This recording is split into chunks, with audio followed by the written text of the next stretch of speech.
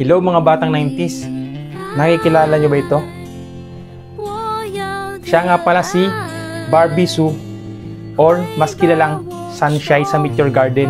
Yung mga pinanganak ng 2000 pataas, hindi na siya kilala.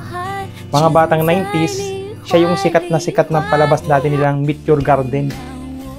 Siya yung childhood crush namin during elementary days. Sa kanya namin naranasan yung mapagsara ng bintana, yung tipong nanonood ka tapos tatakpan ka ng bintana. Yan, sa kanya namin naranasan yan. Sa kanya namin naranasan yung mapalo kasi anong oras na kami umuwi pagkalitira namin galing school. Tapos sa kanya rin namin naranasan yung magkapalit-palit ng tsinelas. Pag nanonood kami, paglabas namin, pare-parehas na yung tsinelas namin, nagkakapalit-palit na. Yung iba, nawawala pa, tinatago.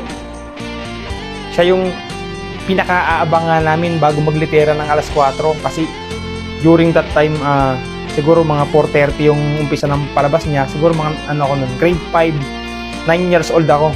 Siya yung unang-unang crush namin. Sa kanilang pelikula, yung mga batang 90s diyan kami unang kinilig. Yan yung Meteor Garden na pelikula niya. Siya yung pinakang crush namin. Kasi yan yung nagpakilig sa amin during elementary days. Naaalala ko pa nun, pagkalabas namin ng school, kanya-kanya kami takbuhan nun para makinood. Kasi hindi pa uso dati ang TV nun sa amin, sa probinsya. Kasi sa probinsya sa amin, kapag may TV ka, parang mas, tingin namin parang nakakaangat-angat ba? Nakakaangat-angat sa buhay. Eh yung mga dati, ang dadamot, bago manonood kami ng Meteor Garden, sasarang kami ng bintana, hindi kami minsan papatayin pa yung TV, tapos pag alis mo, saka bubuksan. Ganun sila dati. Si Sunshine nga pala ay namatay gawa sa sakit na influenza, pneumonia. Yun yung sa baga. Sa edad na 40 plus. Bata pa siya, bata pa.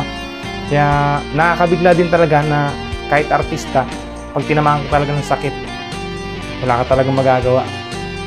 Kaya sa'yo, Sunshine, na naging childhood crush namin, paalam sa'yo.